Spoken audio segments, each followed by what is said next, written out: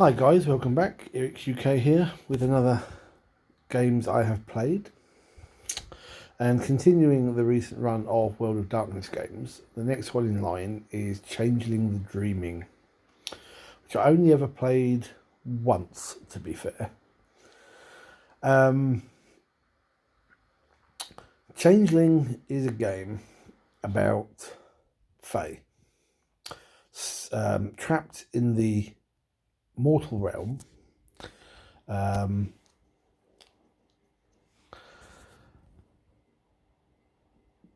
it doesn't really fit the World of Darkness.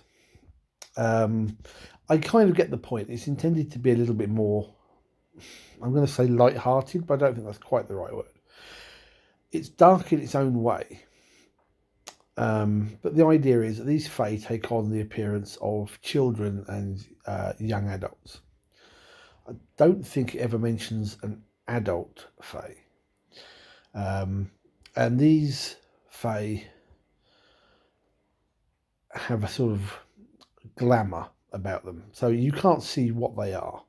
They look like, a small child or teen. But in their eyes, things are more wonderful. So, for example, you might see a child playing in the garden with a stick or something like that, pretending to be slaying dragons like they do. But in reality, this child has the lower legs of a goat, curly horns of a satyr, and he's actually wielding a sword, and somewhere in front of him is some sort of magical beastie unseen to the eyes of regular humans. It was a very odd game, it really was. And Fae were broken into various groups, like all the World of Darkness games are. And then you had, by default, two organisations. You were either Seelie or Unseelie. So you're either good Fae or bad Fae, essentially. I don't remember all the specific types of Fae you had things, but you had things like, I think, like satyrs, pukas, slough, and in a couple other books they did introduce a few others like merkin and stuff like that. Very odd ones.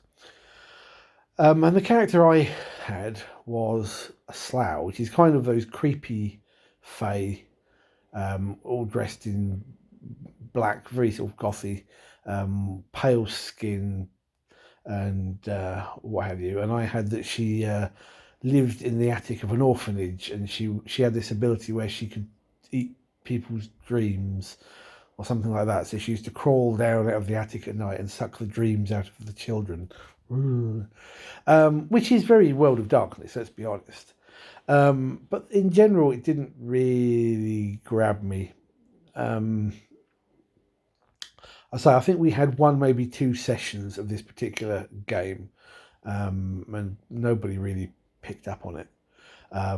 In fact, I think it's probably the one World of Darkness game that I never tried to incorporate into my Vampire Chronicles. It was just a bit weird. But saying that, I know lots of people who were quite into the game. It generally turned out to be, I think, people who were already into games like LARPing. It did seem that they took to to Changeling a lot more than other people I knew, other gamers I knew.